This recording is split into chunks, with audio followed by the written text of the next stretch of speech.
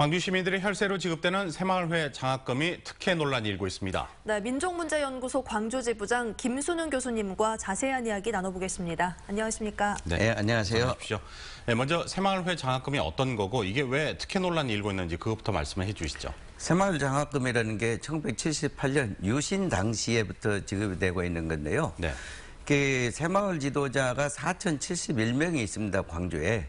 근데 그 자녀들에게 이게 장학금을 주는 거인데 빛고울 장학금이라고 광주 시민 147만 명에게 주는 장학금이 9억 얼마쯤 되는데 이 4,000명에게 해당되는 장학금이 거의 8억이 됩니다. 네. 근데 선발 과정이나 운영 이런 것들에서 문제가 되고 있는데 빛고울 장학금은 경쟁이 심하기 때문에 성적을 본다든지 재산 상태를 본다든지 굉장히 엄격하게 탈락도 많이 되고 그런데 새마을 지도자 자녀라는 이유만으로 그냥 쉽게 이렇게 줘버리는 거예요. 네.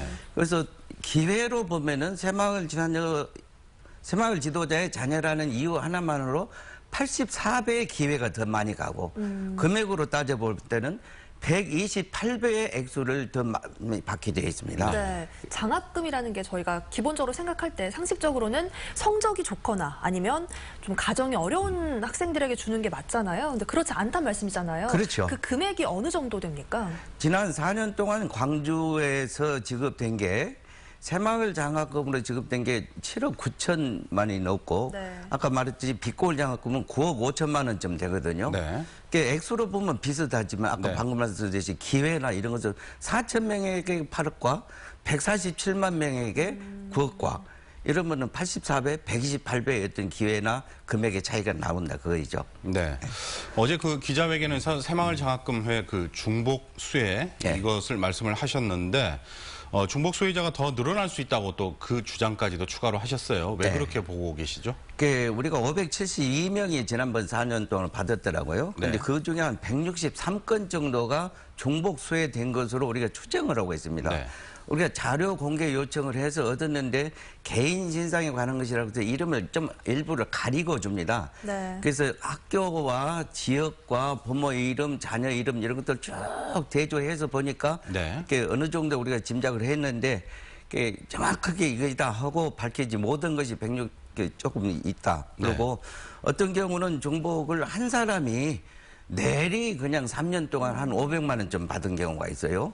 그것도 같은 지도자의 자녀인데 아들, 딸, 큰아들, 작은아들이 이렇게 번갈아 가면서 계속 받는 경우도 있고 그래서 보통 일반 시민의 자녀 같은 경우는 아까 그런 엄격한 심사 과정을 거쳐서 굉장히 어려운 경우인데 새마을 지도자 자녀라는 이유만으로 그냥 쉽게 몇 번이고 그냥 새마을 지도자 회비가 1년에 12,000원인가 되거든요.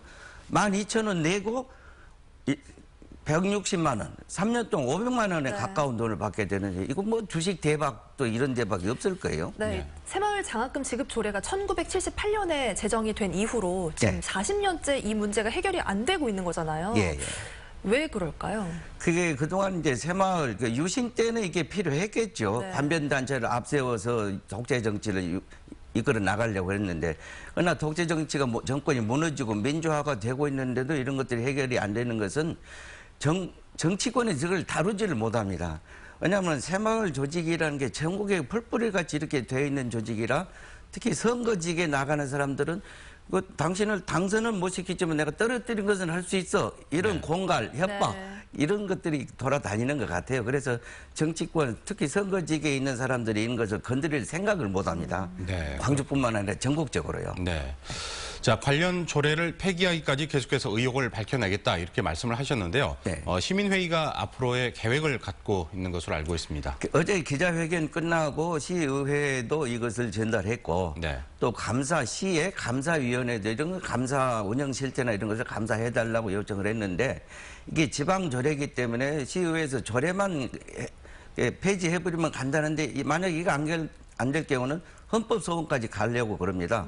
아까 말씀드렸듯이 헌법 11조가 모든 국민들이 평등한 이런 것을 평등권을 주장하고 있는데 이런 거 적어난다면 국민 차원에서 헌법소원을 해야 되죠. 알겠습니다. 오늘 말씀 잘 들었습니다. 나와주셔서 고맙습니다. 고맙습니다. 감사합니다.